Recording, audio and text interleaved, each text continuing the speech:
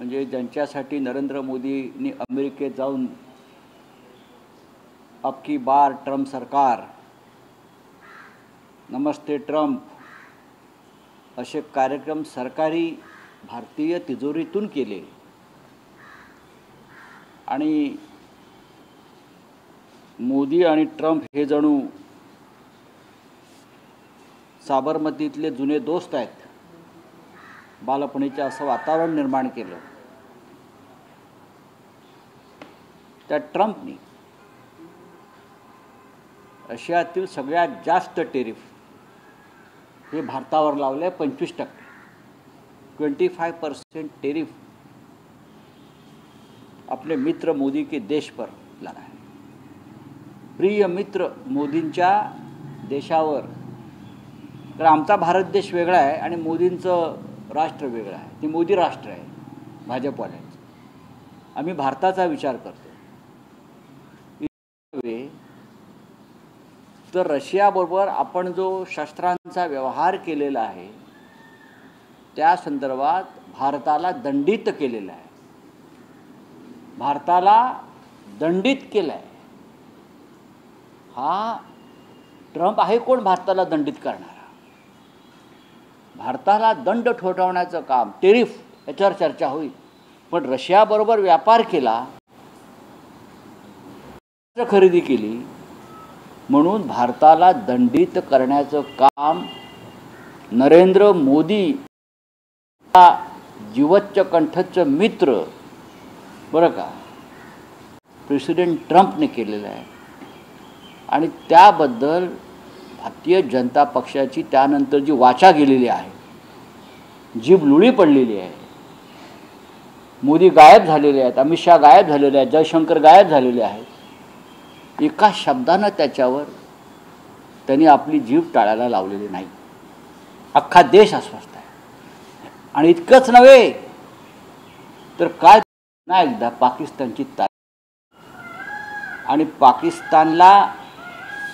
पाकिस्तानमध्ये जे तेल आहे, पेट्रोलियम आहे, त्या संदर्भात पाकिस्तान आणि ट्रम्प सरकार हे एकत्र पाकिस्तानला आर्थिकदृष्ट्या कामसुद्धा मोदींचा मित्र ट्रम्प करणार आहे. मी वारंवार मित्र ट्रम्प म्हणतोय. आणि ट्रम्पची अशी हिंमत आहे या सरकारला फाट्यावर मारून हा शब्द कापायचा नाही बरं का.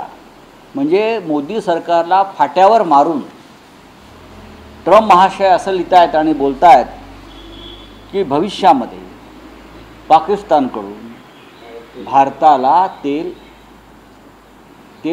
खरेदी करतील. म्हणजे मोदी जोपर्यंत आहेत तोपर्यंत ट्रम्प अशी परिस्थिती निर्माण करणार आहे की पाकिस्तानकडून आम्ही तेल घ्यावं, पाकिस्तानशी आम्ही व्यापार करावा, दहशतवाद विसरून जावं. भारताच्या विरोधामध्ये पाकिस्तानला ताकद देण्याचं काम जर ट्रम्प करत असतील तर भारताच्या प्रधानमंत्र्यांनी याचा धिक्कार आणि निषेध करणं गरजेचं आहे. कारण गेले 60 वर्ष आम्ही पाकिस्तानचा दहशतवाद सहन करतो आहोत. आम्ही लढतो आहोत. इंदिरा गांधी लढल्या, मनमोहन सिंग लढले, अटल बिहारी वाजपेयी लढले, पंडित नेहरू लढले आणि सरकारनं शेपूट घातलं. आता कुठे गेले ते अंधभक्त, सो कॉल्ड राष्ट्रभक्त, हिंदुत्ववादी, आम्हाला ज्ञान देणारे सगळे टोळ्या कुठे गेले ते? नरेंद्र मोदींना पंतप्रधानपदी राहण्याचा अधिकार उरला आहे का याचं त्यांनी आत्मचिंतन केलं पाहिजे. काल संसदेमध्ये पेहलगाव हल्ल्याच्या संदर्भात जबाबदारी घेऊन अमित शहानी राजीनामा द्यावा अशी मी मागणी केली. खरं म्हणजे ही मागणी सगळ्या विरोधी पक्षाने करायला हवी. आणि आज ज्या प्रकारचं टेरिफ भारतावर लादून ट्रम्पनी भारतामध्ये हाहाकार माजवलेला आहे, भारताचा आर्थिक कणा मोडण्याचा प्रयत्न केलेला आहे, त्याची जबाबदारी ट्रम्पचे मित्र मोदी घेणार आहे. वयाची 75 व्हायची वाट कसली पाहताय? नेतृत्व तुम्ही आता ज्यांना हा देश कळतोय, देशाची अर्थव्यवस्था कळते आहे, त्यांच्याकडे सोपवायला पाहिजे असं आमचं म्हणणं आहे. सर, काल ऑपरेशन सिंधूवर राज्यसभेत चर्चा झाली, पण पंतप्रधान नरेंद्र मोदी डोकावून देखील बघितलं नाही. मोदी हे भारतात डोकावायला तयार नाहीत. भारताच्या कोणत्याही समस्यांकडे मोदी डोकावायला तयार नाहीत. मोदी या देशाचे पंतप्रधान आहेत. हे आता आम्हाला असं वाटतंय की हे ओझं झालं आहे देशाला मोदींचं. कदाचित ते राष्ट्रीय स्वयंसेवक संघालाही झालं आहे, भाजपच्या अनेक लोकांना झालं आहे. आणि जर देश वाचवायचा असेल,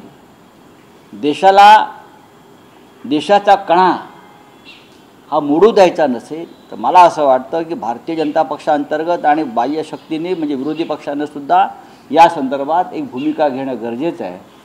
माझ्या माहितीप्रमाणे 6 तारखेला इंडिया आघाडीची बैठक दिल्लीमध्ये होते आणि देशभरातल्या इंडिया आघाडीच्या प्रमुख नेत्यांना आमंत्रित केलेलं आहे. त्यात सन्माननीय उद्धव ठाकरेसुद्धा आहेत आणि त्यामध्ये ही चर्चा होऊ शकेल. तर मोदींनी फक्त असं म्हटलं होतं की कोणत्याही नेत्यांनी युद्धामध्ये मध्यस्थी केली, त्याच्यानंतर हा टेरिफ लावण्यात आला. बघा, ट्रम्प या देशाच्या प्रधानमंत्र्याला जर फाट्यावर मारत असेल किंवा देशाच्या सरकारला फाट्यावर मारत असेल, शब्द कापायचा नाही हा संसदीय शब्द आहे आणि हा शब्द लोकांना कळतो. बरं का, विचारतच नाही, भारताला तो जुमानतच नाही आहे. याचं कारण दुबळं सरकार, लाचार सरकार आणि डरपोक सरकार, अत्यंत डरपोक. कारण या सरकारचे हात हे ट्रेडमध्ये अडकले, ट्रेडच्या दगडा खपार आहे. त्यांना फक्त काही उद्योगपतींचा व्यापार जो अमेरिकेत करायचा आहे, जगात करायचा आहे, त्यासाठी हे प्रेसिडेंट ट्रम्पची दादागिरी सहन करतायत. पण भारताचं सार्वभौमत्व आणि स्वातंत्र्य याच्यावरती प्रेसिडेंट ट्रम्पने जो हल्ला केलेला आहे तो अत्यंत धक्कादायक आहे. प्रत्येक भारतीयाला, जर सच्चा भारतीय असेल, भारतीय जनता पक्षाचे म्हणत नाही मी, अंधभक्त, प्रत्येक सच्चा भारतीय, कोट्यावधी भारतीय आज अस्वस्थ आहे. कारण महागाई होणार आहे, नोकऱ्या जाणार आहेत, अत्यंत वाईट परिस्थिती या देशामध्ये निर्माण होणार आहे. सर, एक पुण्यातली अत्यंत वाईट घटना आहे की एका निवृत्त मुस्लिम जो कारगिलचा वॉरमधला लढलेला सैनिक होता, त्या सैनिकाला तो फक्त बंगाली आहे म्हणून त्याचा नागरिकत्वाचा पुरावा मागितला घेतला आणि त्याच्या घरात जाऊन मोठा गोंधळ घालण्यात आला. माझ्या कानावरती हा विषय आला, वाचण्यात आला. देशासाठी, स्वातंत्र्यासाठी प्राणांची बाजी लावणाऱ्या अनेक सैनिकांवरती ही वेळ या देशामध्ये आलेली आहे. आसाममध्ये खास करून आणि बंगालमध्ये आणि आता महाराष्ट्रातसुद्धा सीमेवर जे लढले, ज्यांनी संघर्ष केला, त्यांच्या बाबतीत जरी भूमिका सरकार घेणार असेल तर तो भारतीय फौजेचा अपमान आहे. आणि महाराष्ट्र सरकारनं खास करून, त्याला एक फार मोठी परंपरा आहे, हां, त्यांनी यात लक्ष घालणं गरजेचं आहे. सर, आज मालेगाव कॉन्स्टिट्यूशनचा निकाल येतोय, खूप वर्षांनी निकाल लागतो. 17 वर्षांनी निकाल लागतो आणि सगळ्यांचं लक्ष त्या विशेष न्यायालयाकडे लागून राहिलेलं आहे. कारण अनेक महत्त्वाची नावं त्या खटल्यामध्ये गुंतलेली आहेत. सरकारनं त्या संदर्भात एक भूमिका घेतलेली आहे. आम्हीसुद्धा एक वेगळी भूमिका त्यावेळेला घेतली होती, पण आमचंही लक्ष त्या निकालाकडे लागलेलं आहे. चला, काल अमित शहानी राज्यसभेत भाषण करताना म्हटलं की मेरे से निपट रहा है प्रधानमंत्री को काय को बुला रहे हो, काय वाटतं? प्रधानमंत्री को तो पहले ही लोकसभा में राहुल गांधी ने निपट लिया है, आपने देखा होगा. ये बड़ी बड़ी बातें ठीक है, लंबी लंबी छोड़ते हो पतंग आप. लोकसभा में प्रधानमंत्री की अवस्था हमने देखी है, प्रियंका गांधी के सामने, गौरव गोगोई के सामने, राहुल जी के सामने, तो वहाँ निपट लिया, इसलिए राज्यसभा से भाग गए ना. वहाँ तो निपट लिया प्रधानमंत्री को 3 नेताओं ने, इसलिए तो राज्यसभा में आने की हिम्मत प्रधानमंत्री ने नहीं की. प्रधानमंत्री की जिम्मेदारी थी कि वो राज्यसभा में आना चाहिए थे. एकनाथ शिंदे दिल्ली का है, होम मिनिस्टर ने कल बोला कि कांग्रेस ने पीओके दे दिया था, लेकिन बीजेपी पीओके लेके आई. कब लेके आई? अमित शाह कितनी झूठ बोलेंगे. अमित शाह ने कहा था कि हम पीओके के लिए बलिदान देंगे, लेकिन जब बलिदान देने का मौका आया तो सरेंडर हो गए. जब मौका आया पीओके लेने का तो अमित शाह और उनकी सरकार पाकिस्तान के सामने सरेंडर हो गया। मैंने कल कहा, अरे पीओके की बात छोड़ो, आप जो बोल रहे हो कि हमारे सामने पाकिस्तान गिड़गिड़ा रहा था, हाथ जोड़ रहा था, हाँ शरण आया था, तो छोड़ा क्यों? अगर शरण आया था हमारा दुश्मन तो उनको छोड़ा क्यों? पीओके नहीं लिया, ये तो छोड़ दीजिए। मैंने कहा कि पीओके की बात छोड़ दीजिए, कुलभूषण जाधव जो भारत का एक नौसेना अधिकारी पाकिस्तान के जेल में 10-15 साल से तड़प रहा है, आप उनकी तो मांग करते कि उनको छोड़ दो। अगर गिड़गिड़ा रहा था आपके सामने, हमारे 400 फिशरमैन पाकिस्तान के जेल में पड़े हैं, आप उनको तो छोड़ करते। देखिए अमित शाह जी क्या है, नरेंद्र मोदी जी क्या है, ये सबको मालूम है। ये बड़ी बड़ी बातें, झूठी झूठी बातें करते हैं, लेकिन जनता फंसने वाली नहीं है। पीओके की बात, बलिदान देंगे पीओके के लिए, ये अमित शाह जी का लोकसभा में बयान है। और जब बलिदान देने की बात आ गई तो ये मैदान छोड़कर भाग गए और क्रिकेट के मैदान में अभी है, पाकिस्तान के साथ खेल रहे हैं। उन्होंने एक चीज और बोली कि कोई, मुझे इस पर प्राउड है कि कोई हिंदू अभी तक टेररिस्ट नहीं हुआ है, और बार बार सेकुलराइजेशन टेरर की बात ये कांग्रेस फैला रही है। और बाकी देखिए टेररिस्ट को कोई धर्म या जाति नहीं होती है, मैं आपको पहली बार बोलता हूँ। ये जो हिंदू टेररिस्ट ये शब्द ये बार बार जो यूज़ कर रहे हैं ये लोग, किसी भी टेररिस्ट को जात या धर्म नहीं होती। पाकिस्तान के लोग कुलभूषण जाधव को टेररिस्ट कहते हैं, हिंदू टेररिस्ट। हमें मानने को तैयार नहीं है, और उसका भारत सरकार ने उस बारे में पाकिस्तान को कहना चाहिए, वो हमारा अधिकारी है, हमारा नागरिक है, और उनको छुड़ाना चाहिए। सर इंडिया आघाडीच्या बैठकीला उद्धव ठाकरे 25% टैरिफ की बात हो रही है। कल डोनाल्ड ट्रंप से एएनआई ने पूछा भी था, तो उस पर उन्होंने जवाब दिया कि नेगोशिएशन चल रहा है। तो फ्रेंड एक तरफ कह रही है इंडिया की, ऐसे है कि 25% एशिया में सबसे ज़्यादा टैरिफ भारत पर लगाया। किसने लगाया? मोदी के खास मित्र प्रेसिडेंट ट्रंप, जिनके प्रचार के लिए अब की बार ट्रंप सरकार नमस्ते ट्रंप जैसे इवेंट किए थे भारत सरकार की तिजोरी से, ट्रेजरी से, मोदी जी ने, वो ट्रंप ने किया। तो उसके बारे में आपकी क्या राय है मोदी जी? आप बात कीजिए। आप क्यों नहीं बोल रहे? आप बोलते क्यों नहीं? आप कहाँ छुप गए हैं? अमित शाह क्या बोलेंगे? जयशंकर क्या बोलेंगे? ये तो बोलेंगे पंडित नेहरू की वजह से टैरिफ लगाया, और क्या बोलेंगे? पंडित नेहरू उनको सोने नहीं देते हैं। इतना बड़ा व्यक्तिमत्व था कि पंडित नेहरू उनको जीने भी नहीं देते और सोने भी नहीं देते। हाँ, लेकिन आज ये लोग पंडित नेहरू जी के बदौलत जी रहे हैं और सत्ता में बैठे, ये भूलना नहीं चाहिए। पंडित नेहरू ने इस देश में लोकतंत्र को जिंदा रखा, लोकतंत्र को बढ़ाया, इसलिए इस देश में ऐसी ताकतें आज भी सत्ता पर बैठी है और पंडित नेहरू जी की निंदा कर रहे हैं। अनिल कुमार पवारच्या ईडी प्रकरणामध्ये आता शिंदेचं नाव येईल का अशी शंका व्यक्त केली जात आहे। अनेक वृत्तपत्रात लिहिण्यात आलं देखील आहे। बघा, हे वृत्तपत्रात लिहिलेलं आहे, आम्ही लिहिलं आहे वगैरे सगळं ठीक आहे।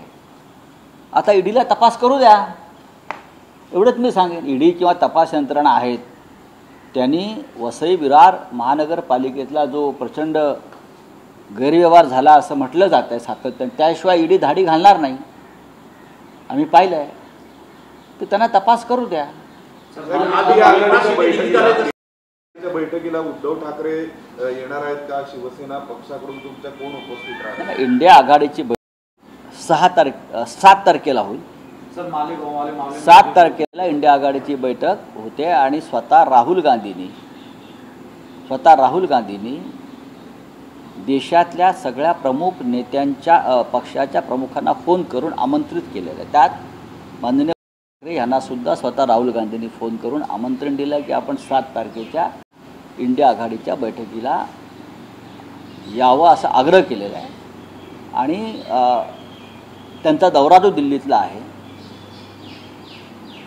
तो आम्ही 6 तारखेला, मला असं वाटतं आम्ही, आता मी मुंबईला गेल्यावर त्यांच्याशी उद्धव साहेबांशी चर्चा करून तो दौरा आम्ही ठरवू आणि उद्धवजी या बैठकीसाठी दिल्लीमध्ये उपस्थित राहतील। एकनाथ शिंदे दिल्लीत आलेले आहेत, काय वाटतं ज्या पद्धतीने राज्यात वातावरण आहे? त्यांच्या अवतीभोवतीच्या लोकांवर नाही, एकनाथ शिंदे बहुतेक प्रेसिडेंट ट्रंपला सल्ला द्यायला आलेले आहेत टेरिफ संदर्भात।